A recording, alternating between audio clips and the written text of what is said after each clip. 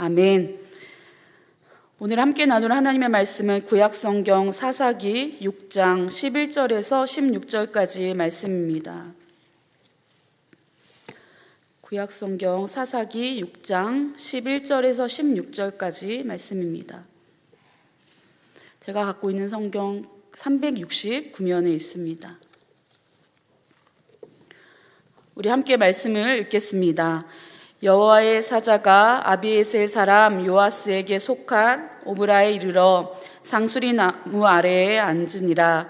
마침 요아스의 아들 기드온이 미디안 사람에게 알리지 아니하려 하여 밀을 포도주 틀에서 타작하더니 여호와의 사자가 기드온에게 나타나 이르되 큰 용사여 여호와께서 너와 함께 계시도다 하매 기드온이 그에게 대답하되 오 나의 주여 여호와께서 우리와 함께 계시면 어찌하여 이 모든 일이 우리에게 일어났나이까.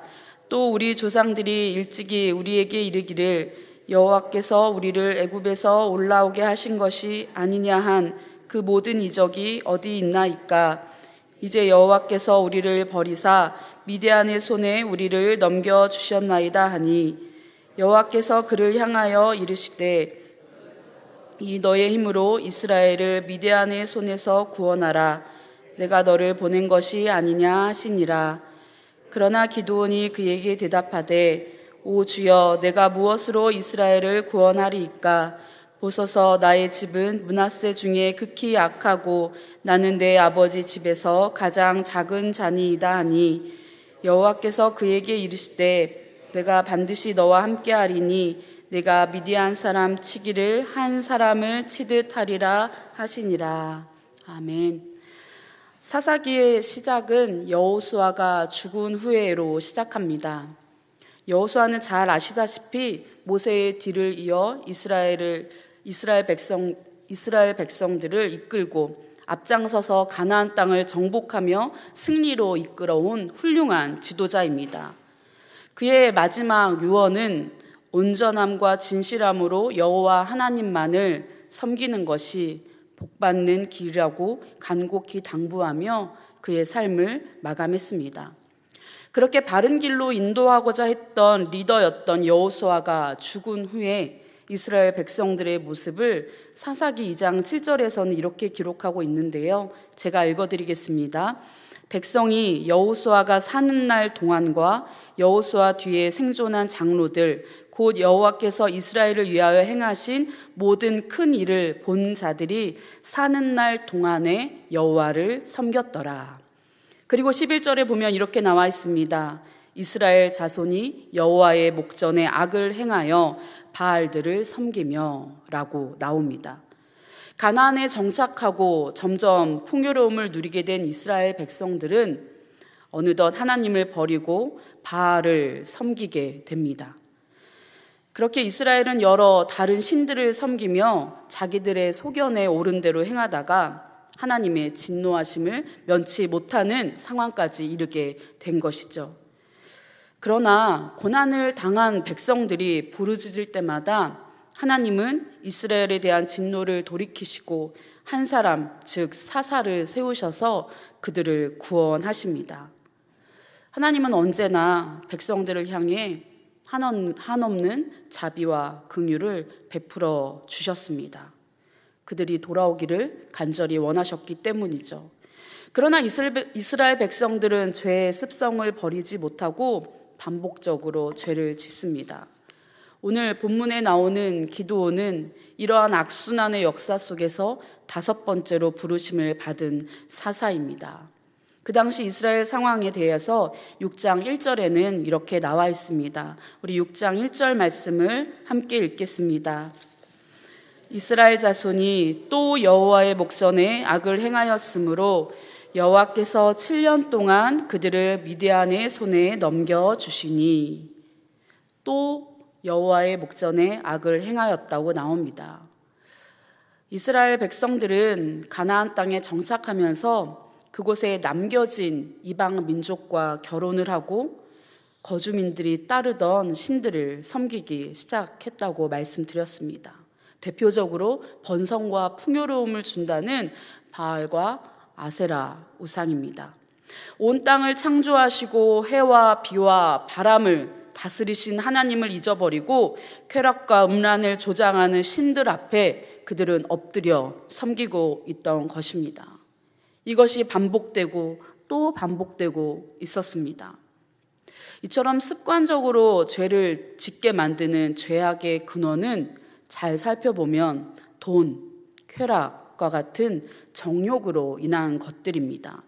더 많은 것을 소유하려고 하고, 더 가지려고 하고, 더 채우려고 하고, 더 누리려고 하는 인간의 끝없는 탐심으로 인해 이스라엘 백성들뿐 아니라 오늘을 살아가는 많은 그리스도인들도 끊임없이 넘어지고 주님 앞에 죄를 지으며 멀어지게 되는 것은 아닌가 우린 돌아보아야 합니다. 하나님은 그렇게 죄악의 길로 가는 이스라엘 백성들의 걸음을 멈추게 하시고자 미디안 족속에게 7년 동안 속박을 당하는 고난의 시간을 허락하십니다. 미디안 족속은 아브라함의 후처 그두라가 낳은 아들의 계보로 이어져 왔습니다.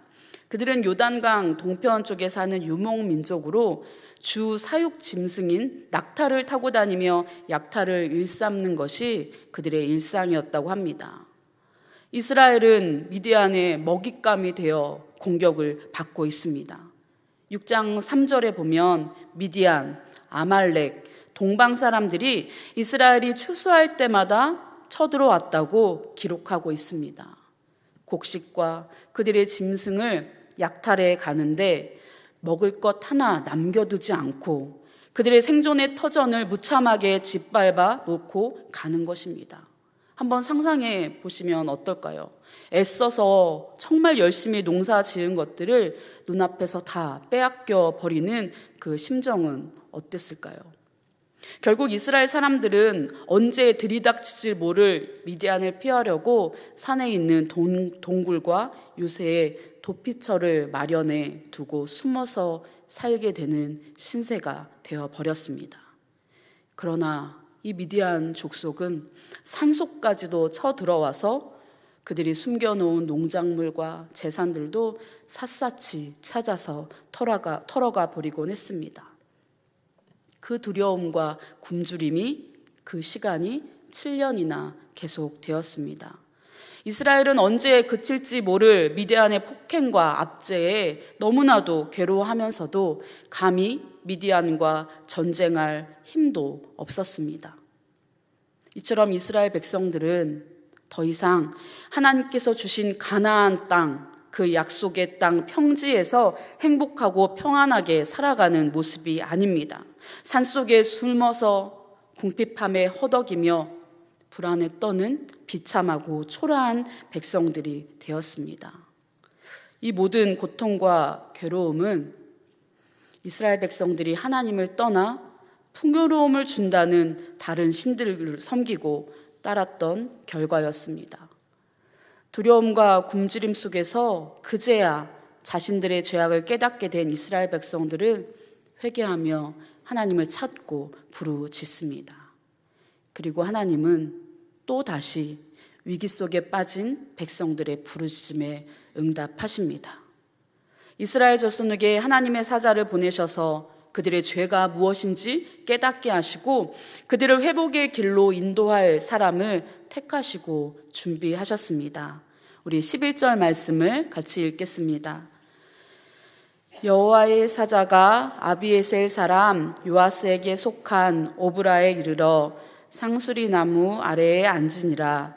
마침 요아스의 아들 기드온이 위대한 사람에게 알리지 아니하려 하여 밀을 포도주 틀에서 타작하더니, 하나님께서는 여호와의 사자를 이스라엘을 구원할 사사로 지명하신 기드온에게 보내셨습니다. 근데 그때 기드온은 무엇을 하고 있었습니까? 밀을 타작하고 있었습니다. 그런데 밀을 타작하고 있는 장소가 어딘가요?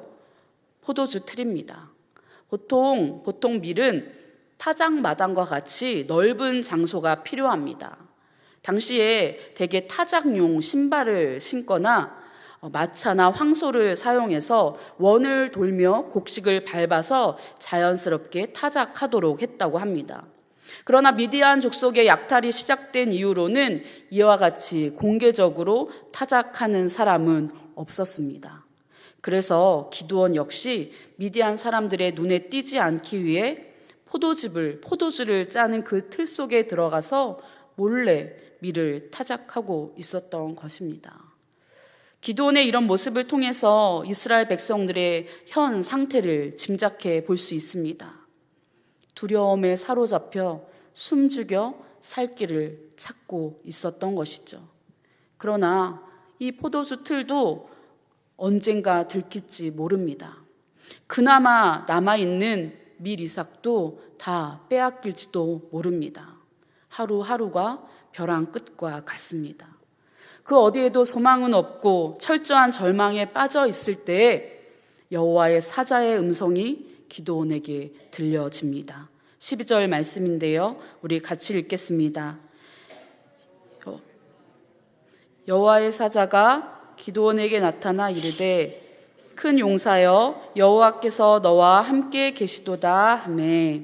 아멘. 들려온 음성은 현실의 상황과 완전 반대입니다. 기드온은 몰래 숨어서 밀타작을 하고 있을 만큼 미디안으로부터 겁에 질려 있습니다. 혹시 밀타작하는 소리가 조금이라도 밖에 새어나갈까 조심조심하고 있는 기드온에게 큰 용사란 호칭은 마치 그를 놀리는 것처럼 들릴 정도입니다. 그리고 이어지는 너와 함께 계시도다라는 음성에 기드온은 도저히 받아들일 수 없다는 듯이 13절에서 마구 쏟아냅니다. 7년 동안 눈앞에 펼쳐진 이스라엘의 고통을 봤습니다. 수많은 의문과 의심을 담아 그의 심정을 토로합니다. 하나님이 우리와 함께 계시면 우리가 왜 이런 괴로움과 수모를 당해야 합니까? 정말 하나님이 우리와 함께 하시면 출애굽한 우리 조상들에게 보여주셨던 그 놀라운 이적이 왜 지금 이 끔찍한 상황에서는 일어나지 않는 것입니까? 하나님이 우리와 함께 하시는 것이 아니라 미디안에게 고통을 당하도록 우리를 버리신 것이 확실합니다. 원망과 아픔이 섞인 기드온의 외침이 울려 퍼졌습니다. 성도 여러분, 우리도 기드온과 같은 모습을 보일 때가 있지 않습니까? 말씀을 읽고 설교를 들을 때는 하나님은 정말 이렇게 역사하시는 분이구나, 그분의 전능하심에 감탄하지만 정작 내 삶의 자리에서 어려움을 만날 때 하나님을 의지하는 것을 잊어버리기도 합니다. 나와 함께 하신다는 믿음을 놓쳐버릴 때가 있습니다. 현실의 문제에만, 현실의 고난에만 집중하다 보면 어느덧 하나님이 멀게만 느껴집니다. 심지어 이스라엘은 죄의 결과로 인한 징계를 받고 있는 상황입니다. 죄는 하나님을 두려워하게 만들고 멀어지게 만듭니다. 여러분, 죄를 짓고 나서 가장 큰 두려움은 용서받지 못할까 하는 차원의 두려움이 아닙니다. 하나님과 나 사이를 막고 있는 그 죄의 벽으로부터 사방이 막힌 것과 같은 영혼의 두려움입니다. 그 두려움은 하나님의 부재를 느끼게 하는 것이죠.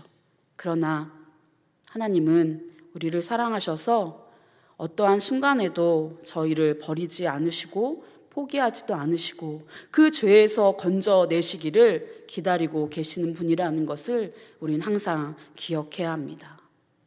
이어서 하나님은 기드온의 외침에 어떻게 답하셨을까요? 14절 말씀인데요. 함께 읽겠습니다. 여호와께서 그를 향하여 이르시되 너는 가서 이 너의 힘으로 이스라엘을 미디안의 손에서 구원하라. 내가 너를 보낸 것이 아니냐 하시니라. 하나님은 기드온의 외침에는 아무런 답을 하지 않으시고 그에게 바로 사명을 주십니다. 하나님께서 함께 하신다는 것을 불신하고 모든 상황에서 절망하고 회의적인 기드온에게 왜 사명을 주셨을까요? 13절에 담긴 기드온의 외침 속에서 하나님은 그의 마음과 그의 남아있는 믿음을 보셨기 때문입니다. 우리 함께 13절 말씀을 읽겠습니다. 기드온이 그에게 대답하되 오 나의 주여 여호와께서 우리와 함께 계시면 어찌하여 이 모든 일이 우리에게 일어났나이까. 또 우리 조상들이 일찍이 우리에게 이르기를 여호와께서 우리를 애굽에서 올라오게 하신 것이 아니냐 한 그 모든 이적이 어디 있나이까. 이제 여호와께서 우리를 버리사 미디아의 손에 우리를 넘겨주셨나이다 하니. 기드온은 여호와의 사자의 음성이 들렸을 때 바로 알아채고 나의 주라고 고백하고 있습니다. 이어서 이스라엘의 역사 속에 함께 하시며 수많은 이적을 행하셨던 하나님을 그는 기억하고 있었습니다. 또한 미디안의 그 압제와 통치가 하나님의 주권 안에 있다는 것도 알고 있었습니다. 그러니 하나님이 함께 하시면 그 어떤 압제와 고통 속에서도 반드시 건지시고 승리하게 하신다는 것을 믿고 있는 자의 작은 믿음의 고백인 것입니다.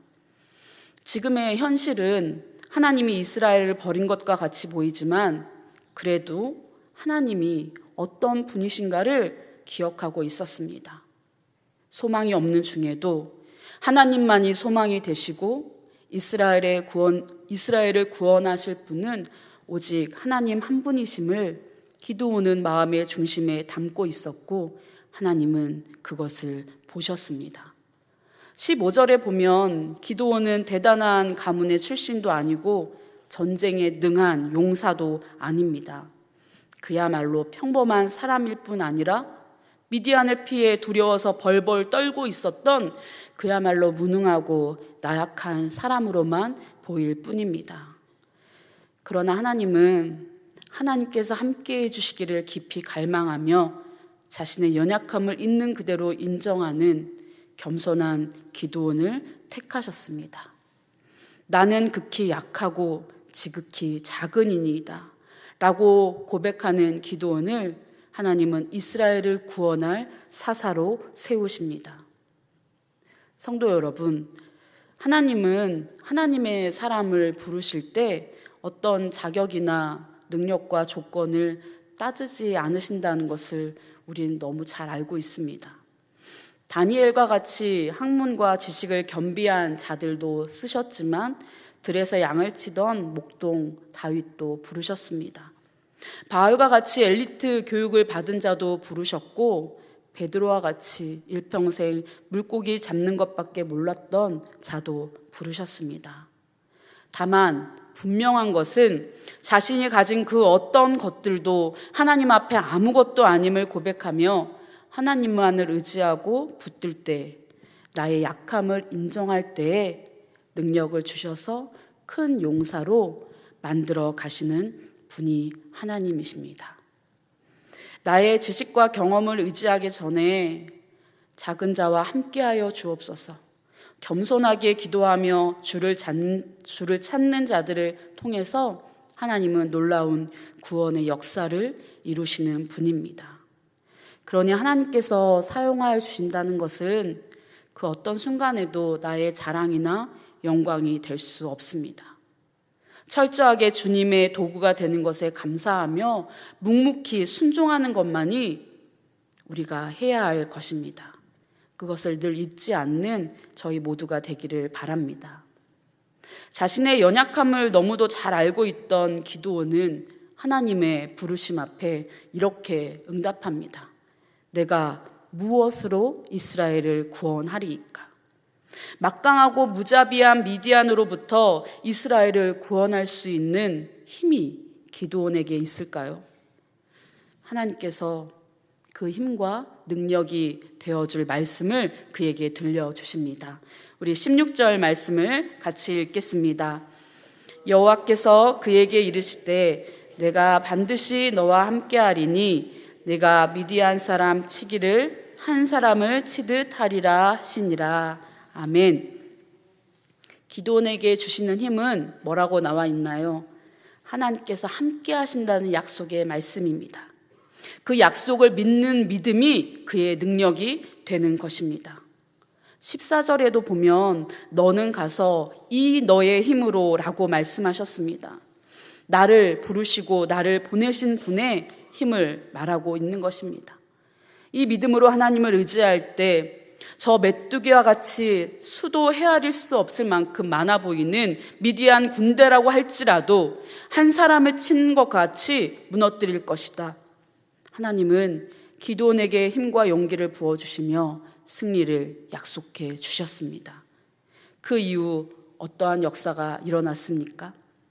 하나님은 거듭 자신의 소명을 물었던 기드온에게 하나님의 능력을 눈으로 확인시켜 주시며 그의 믿음을, 그의 부르심을 더욱 굳건하게 해주셨습니다.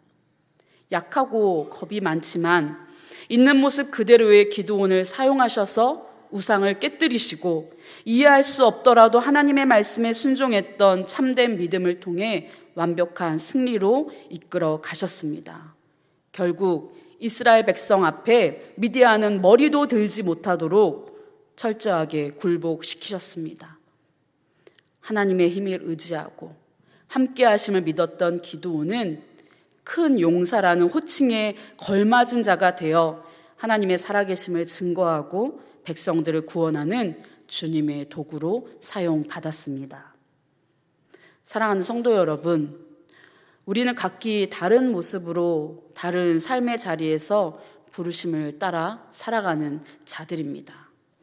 가정에서나 학교에서나 일터에서 또 교회에서 우리가 거하는 모든 삶의 자리에서 하나님의 뜻과 계획이 있음을 믿습니다.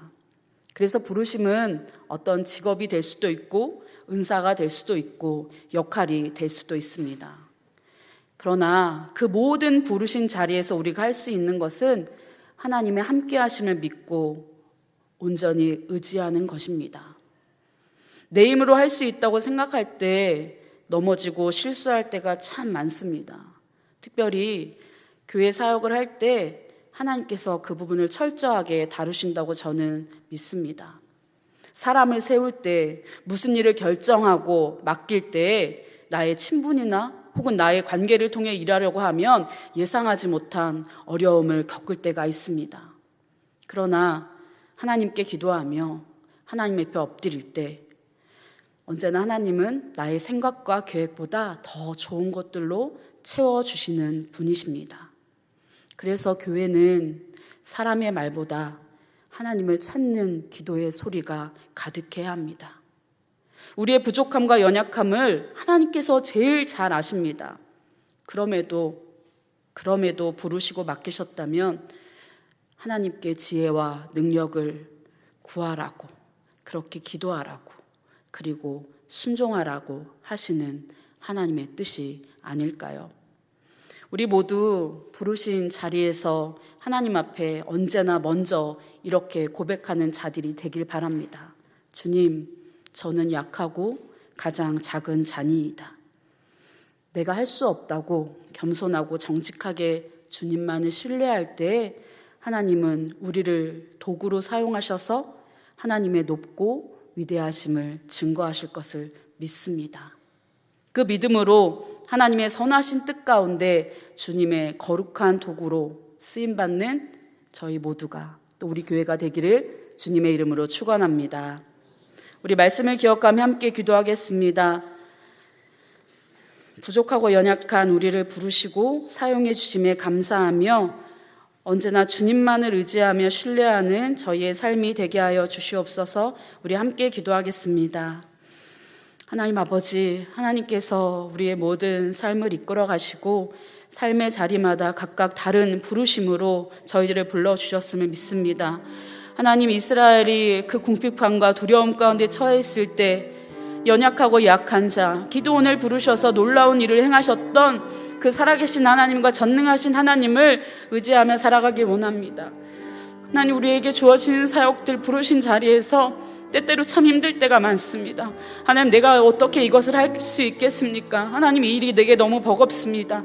하나님께서 맡겨주셨다면 기쁨으로 감당하고 순종해야 되는데 하나님, 그러기 전에 저희들이 참 지치고 나약해질 때가 많습니다. 그 모든 것들이 우리 안에 있는 교만임을 다시 한번 주님 깨달아 알게 하셨으니 하나님, 나는 아무것도 할 수 없고 나는 가장 약하고 가장 작은 자니이다. 이렇게 겸손하게 주님을 의지하며 살아가게 하시옵소서. 사람의 말이나 사람의 생각이나 사람의 어떤 계획보다 언제나 하나님 앞에 기도하며 하나님의 음성을 듣기를 원합니다. 하나님의 함께 하시면, 하나님 힘을 주시면, 하나님께서 능력을 주시면 모든 것을 감당할 수 있음을 믿습니다.